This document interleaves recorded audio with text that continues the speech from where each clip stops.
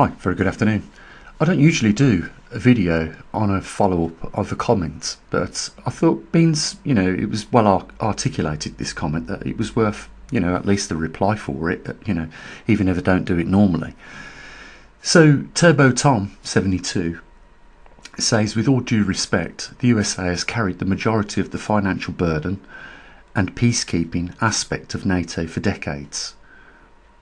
Well, you haven't done it on your own though, have you?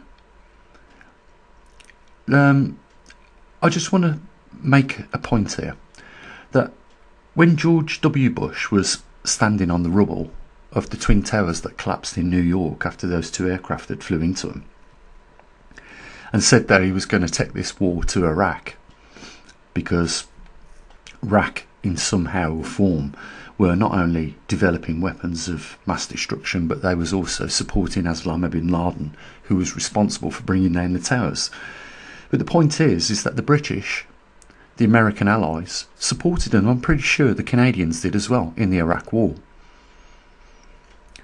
And that's because we were your allies. So just moving on. When will they pay their own way and learn to protect themselves? Well, again, I reiterate the fact that we were there with you in Iraq, and American veterans will know that we were of use while we were there. We weren't just a waste of time. We actually participated and contributed to that effort. We put 350 billion with no results to be seen. Well, if it weren't for that money that American laid out, and let's face it, America aren't the only ones that have laid out money, and let's just address the reason why America has put probably more than any European country singly is because of the size of the population of America compared to the populations of countries like the UK. We have 67 million people compared to 320 million people in the US. Therefore, your GDP is bigger, as I mentioned in the video I've done today. And I explained that if we put 5% of our GDP, it's not going to be as big as the amount of money if the United States put 5% of their GDP, because their GDP is 28 million compared to our only 28 trillion compared to our 3 to 4 trillion. So the other thing is to mention here is I'm not 100% sure, so I'm not stating a fact, but I am sure that before Biden left office, he did gift that money to the Ukraine. And if that is the case, then that is it. Once you give somebody something, it is legally theirs and no longer yours, because you have surrendered your rights to it. But now Donald Trump wants rare earth minerals and rights in the Ukraine. Can you imagine this? In the south of Ukraine, you have Russia stealing territory, and then in the north of Ukraine you have America demanding rare earth minerals. Meanwhile, you've lost probably 1 million people, soldiers and citizens, and those people have lost their homes. And I just want to also mention something else, that if Winston Churchill hadn't have took it upon himself in the Second World War to threaten Hitler in saying that if you enter Poland, we will enter the war, and if he hadn't kept his word, we probably would have seen a different outcome now to, the German occupancy of a lot of European countries. Maybe we would have all been speaking German at this point. Who knows? But the fact is that England were prepared to join the war and help, as opposed to sit on the guidelines and do nothing. Now, credit due to America, they have supported the Ukraine for 3 years. But finish what you started. Don't just leave it at a point like it is right now. Because there are, millions of Ukrainians that are very worried right now because of the flash decision that has been made not to support Ukraine military or with intelligence. yes, you know, I will say this, and Tom probably won't like this, but we will go on our own and finish this job, with America or without you. And I really think after, you know, the liaison that Donald Trump has been having with Putin and his current behaviour matching that of Putin's, like I'll just clarify that Putin has invaded a sovereign country. It is the Ukraine's territory that Putin has invaded. And Donald Trump wants to annex Canada and make it the 51st state. And even though it might have seemed like a joke at the time, you know, what did Donald Trump do when he was asked, will you use military force to do that? He says, I won't need to, because I will use, you know, money means to do it, you know. And this is obviously where the tariffs are coming in. You know, they're trying to cripple their neighbouring ally country with tariffs, and then hopefully it will persuade them to become the 51st state. But that's not what Canadians want. Canadians don't want to be the 51st state because they've got their own sovereign territory, just like the Ukraine have. Zelensky presented himself as ungrateful and entitled. I don't agree with that. I watched that a few times, that interview in the Oval Office, and I thought it was very rude that he was not given an opportunity to explain himself. And I've got to say this as well, English is not his native language, and he was struggling to understand what JD Vance was saying to him, and even what Donald Trump was. And proof of that is, if you watch the video again of that interview in the Oval Office, you will see him ask one of his supporters what that word actually meant, and they had to explain to him what it meant.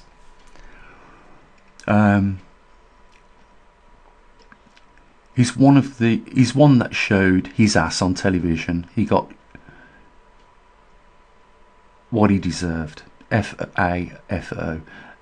As far as tariffs, for thee but not for me, that's laughable. It won't be for the Americans in a couple of months' time. It won't be anything to laugh about, because I don't think that they've quite grasped what a tariff is and how it's going to affect them. Do the Americans know that everything is about to go through the roof? If they're complaining right now about inflation and the cost of living being so expensive, well, it's going to get much dearer because of Trump putting tariffs on other countries and those countries putting tariffs back on America. Remember, you know, if you was to take away all the European, all the Chinese and all the Canadian products out of the shops, there wouldn't be very much left on them shops, on the shelves. So, you know, I disagree with that. If you tariff us, then in turn should join also in the fun. Well, I don't see the funny side of it, to be fair. It seems everyone wants America for their own greedy desires. It's not true. We just expect you to be, like we are to you, allies. Nothing more, you know. And what we're seeing is something hostile in the last 6.5 weeks come out of the White House.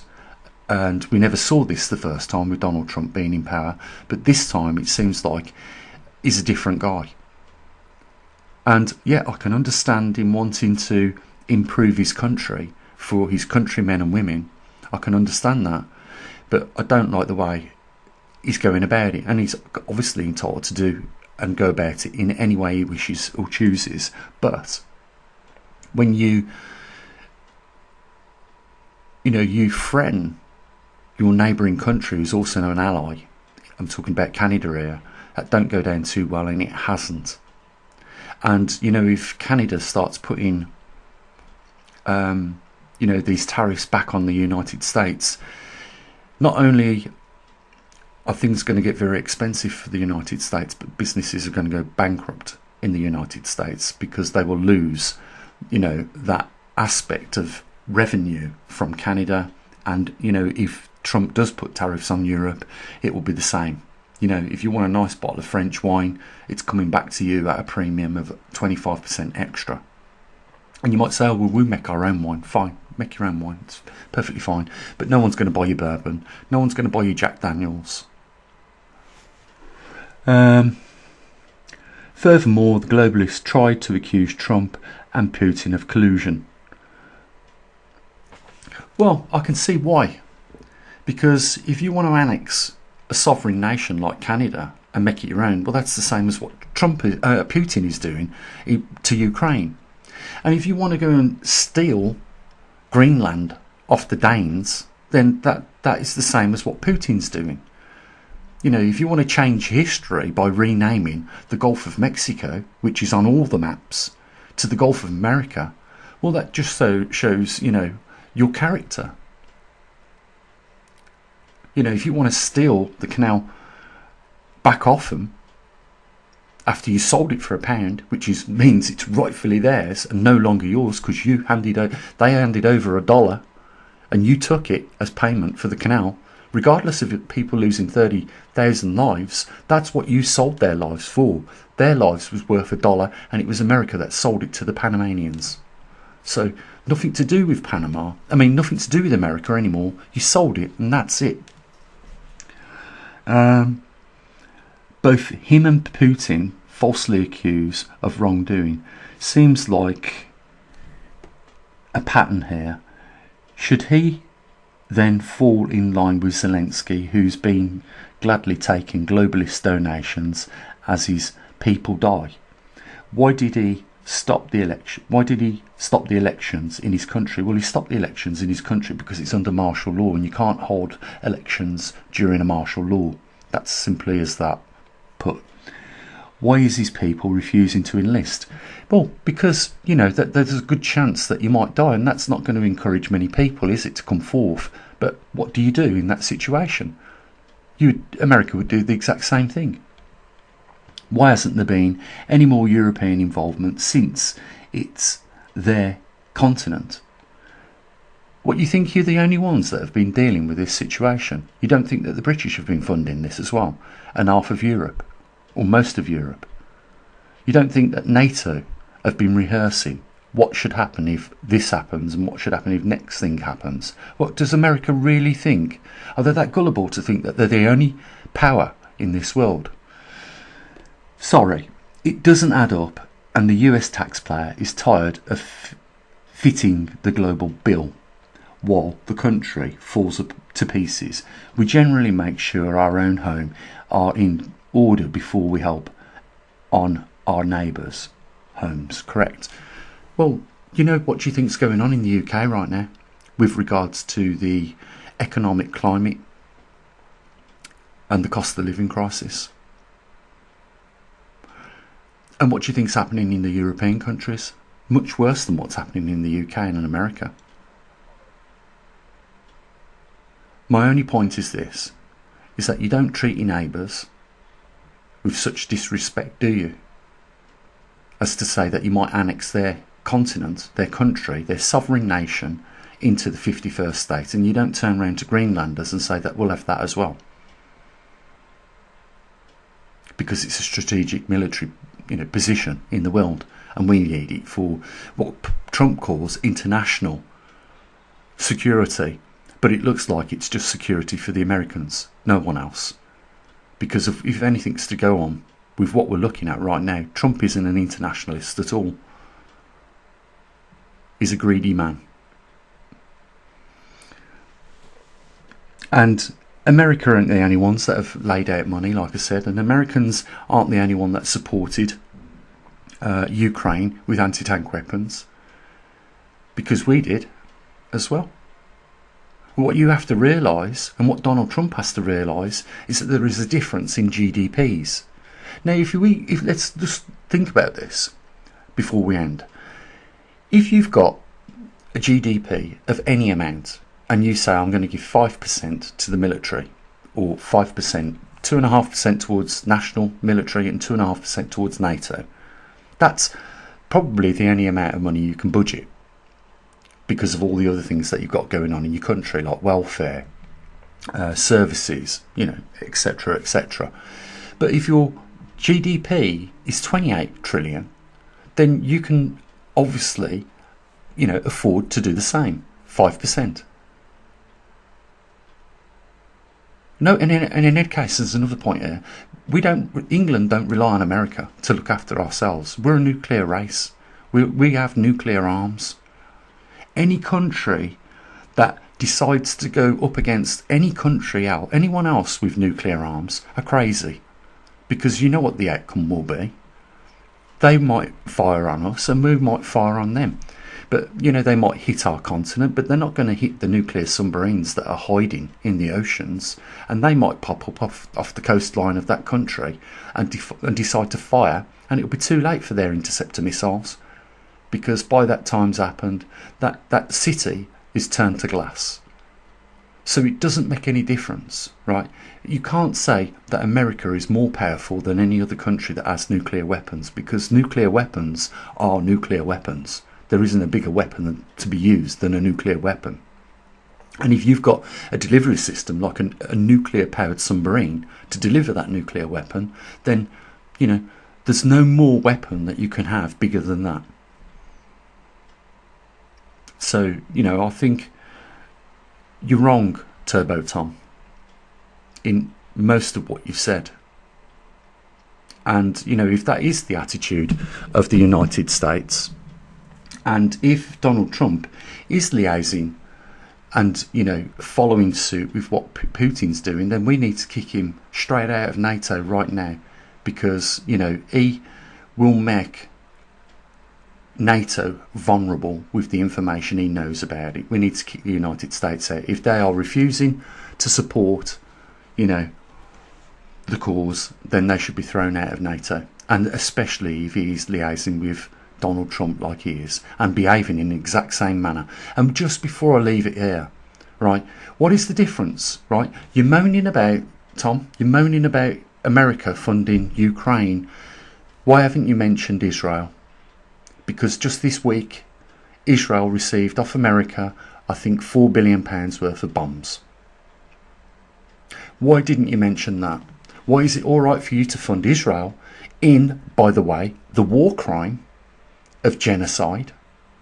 Why are you not prepared to help the Ukrainians when they have had, naturally, Putin cross over the border and start killing its citizens and trying to annex more land like he did in 2014 when he took Crimea?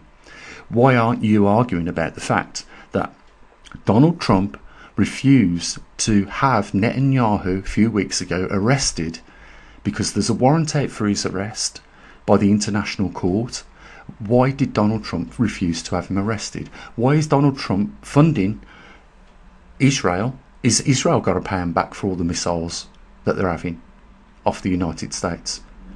I suggest you have a look at the island around, the Middle East, some of these islands, because you'll see that your country is refueling Israeli jets so that they can continue, attacking Iran, Lebanon, and the Gaza Strip. And did you see the comment that came out of Trump's mouth the other day? Return the hostages or you're dead. Who talks like that? What world leader talks like that? That's what I said. He needs to learn how to talk to other people. And to talk to another president of a country like he did in the Oval Office, I'm talking about the way he spoke, him and J.D. Vance, was downright disgraceful. And whoever shouted out in that room, why don't you wear a suit? Why don't they mind their own business? Or why don't they ask Elon Musk the same thing? Whilst his little son is wiping the bogies on the presidential desk in the Oval Room. Eh? Why haven't you mentioned any of this? You, Tom, are you just an armchair, argumentative person that comes along on someone's channel when they're talking about things in a logical way?